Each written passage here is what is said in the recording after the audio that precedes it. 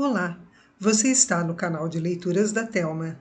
O livro de hoje chama-se Jane Eyre, de Charlotte Brontë. Narração, Thelma Schinkelmann. Capítulo 18. Seguiram-se dias esplêndidos em Thornfield, mas dias de trabalho, muito diferentes dos 3 meses de calma, de monotonia e solidão, os primeiros que passara debaixo daqueles tetos. A tristeza e os pensamentos sombrios fugiram daquela moradia, e não se atravessava o corredor, tão silencioso noutros tempos, sem se encontrar uma criada de quarto correndo apressada, ou um criado todo aperaltado. A cozinha, a copa e a sala dos criados estavam sempre cheias de vida, e as salas só ficavam silenciosas quando o céu limpo e o sol da primavera convidavam a passear. Passaram a divertir-se dentro de casa com maior entusiasmo e animação. Perguntava a mim própria que mais inventariam para divertir-se. Certa noite, falaram em charadas, e eu, na minha ignorância, nem mesmo sabia o que a palavra significava. Chamaram os criados para arrumar a sala doutra maneira. As mesas foram empurradas contra a parede, as luzes dispostas de outra forma, e as cadeiras formando semicírculo diante do arco. Enquanto Mr. Rochester e os outros cavalheiros determinavam essas modificações, as senhoras correram para os quartos, chamando as criadas em altos gritos. Mrs. Fairfax também foi convocada para dizer quais os recursos da casa, em matéria de trajos antigos, chales, etc. E os guarda-vestidos do terceiro andar foram postos a saque. Saias de balão, casacos de cetim, mantilhas de renda, tudo foi levado para a pequena saleta contígua ao salão. Entretanto, Mr. Rochester escolhia algumas das senhoras para fazerem parte do seu grupo e, entre elas, Miss Ingram, como não podia deixar de ser. Além desta, as 2 Ashton e Mrs. Dent. Como por acaso me encontrasse perto, fechando a pulseira de Mrs. Dent, que se havia aberto, voltou-se para mim e perguntou-me: "Também quer jogar?" Recusei e, contrariamente ao que receava, não insistiu. Este grupo retirou para lá do reposteiro, enquanto o grupo, dirigido pelo coronel Dent, se sentou nas cadeiras dispostas em frente ao arco. Mr. Ashton, reparando em mim, propôs, segundo me pareceu, que me convidassem a fazer parte do grupo, mas Lady Ingram rejeitou imediatamente a proposta com estas palavras: "Não, tem cara de estúpida e, por certo, não compreenderia o jogo." Ouviu-se uma sineta e o reposteiro foi corrido. Mr. Rochester apareceu ao lado de Miss Ingram, vestida de branco, a cabeça coberta por comprido véu, preso com uma grinalda de rosas. Ajoelharam ambos diante de Amy Ashton, que, com o casaco de Mr. Rochester e um livro na mão, representava o papel de pastor. Seguiu-se o simulacro de uma cerimônia de casamento. Quando acabou, o coronel Dent, depois de consultar o seu grupo, gritou: "Bride!" Mr. Rochester inclinou-se e o cortinado caiu.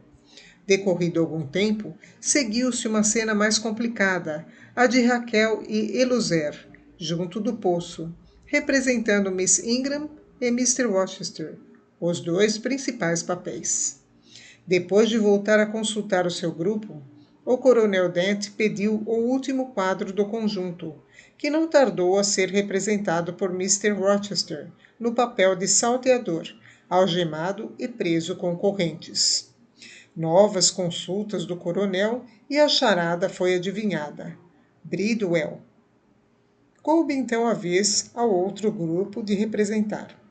Mr. Rochester e Miss Ingram voltaram para a sala com os companheiros e tomaram lugar nas cadeiras, enquanto os outros desapareciam por detrás do reposteiro.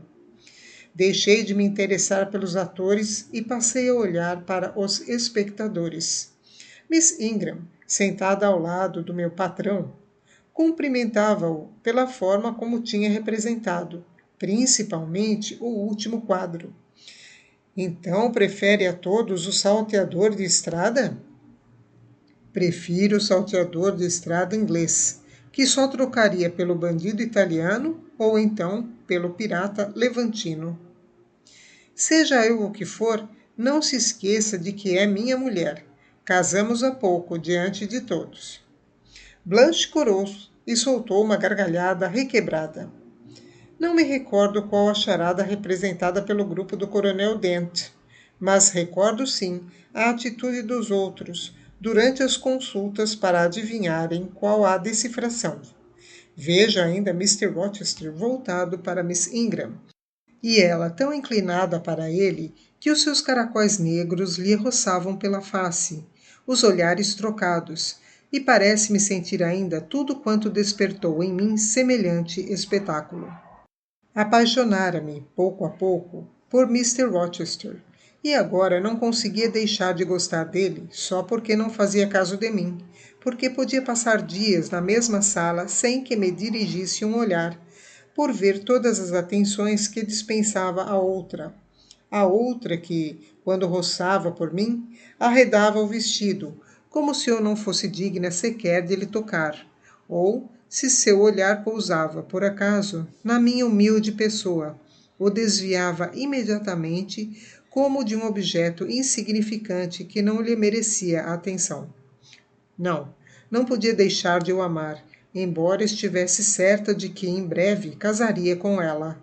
Bastava-me assistir à corte que lhe fazia, corte despreocupada, na qual ele representava mais o papel da caça do que o de caçador, mas, mesmo por isso, cativante, irresistível pela dignidade e orgulho que revelava. Nada disso conseguia extinguir o meu amor, mas era mais do que o bastante para me desesperar. Não tinha ciúmes, não. A natureza dos sentimentos que me agitavam não podia classificar-se como ciúme. Miss Ingram estava colocada muito alto e, ao mesmo tempo, considerava-a muito inferior a mim para que me suscitasse ciúmes. Perdoe-me o paradoxo, mas sou sincera. Era-me superior em posição, em beleza e elegância. Possuía fortuna, educação esmerada, talentos variados, mas, moralmente, considerava-a inferior. Não tinha bons sentimentos. O seu coração e o seu espírito eram como terrenos áridos, um solo estéril, do qual coisa alguma brotava espontaneamente.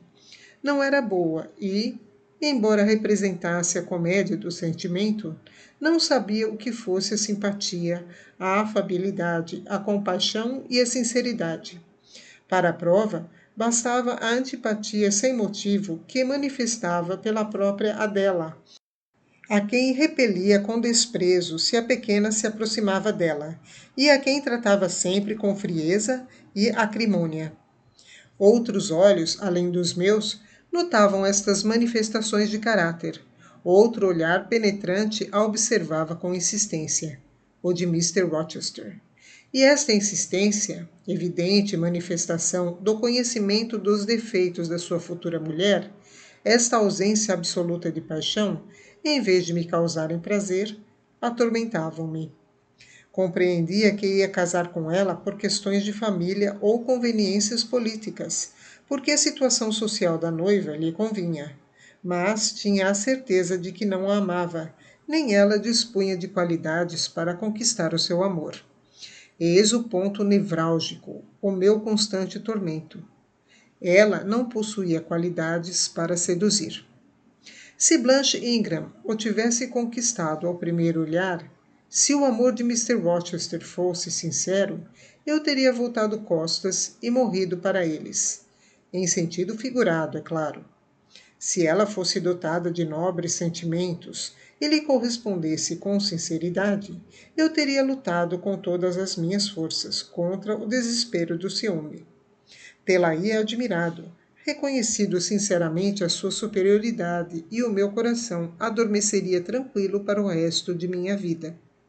Mas assim, presenciando todos os esforços de Miss Ingram para o fascinar, esforços que resultavam vãos, e cuja inutilidade ela não reconhecia, e, pelo contrário, no seu orgulho e vaidade, supunha terem atingido o alvo. Vivia numa constante excitação e numa tortura implacável. Por que não consegue ela seduzi-lo? Pensava. Se fosse mais simples, se gostasse verdadeiramente dele, não usaria de tanto artifício nas suas atitudes e encontraria mais facilmente o caminho do seu coração. Tinha visto muitas vezes, no semblante de Mr. Rochester, uma expressão mais suave e branda do que a de que lhe endurecia as feições quando Blanche lhe falava. Para quem empregava ela manobras de cortesã, falsos sorrisos?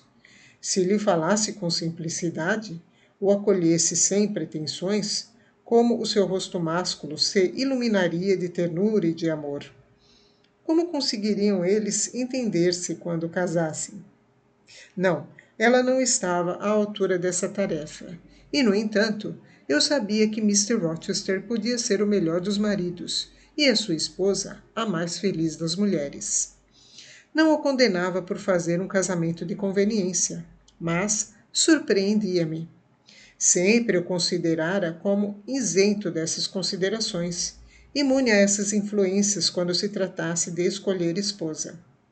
No entanto, o fato era coisa vulgar e aceite na classe a que pertencia. Mas parecia-me que, se estivesse no seu lugar, nunca me resolveria casar senão com uma mulher a quem pudesse amar. Porém, a frequência dos casamentos daquele gênero levava-me a supor que existiam para eles motivos e argumentos categóricos que eu ignorava completamente, pois, caso contrário, todos procederiam conforme as minhas ideias. Mesmo assim, quase invejava a felicidade de Miss Ingram, que, em breve, poderia mergulhar à vontade, olhar no abismo insondável do caráter de Mr. Rochester, explorar-lhe os segredos e analisar a natureza dos seus sentimentos.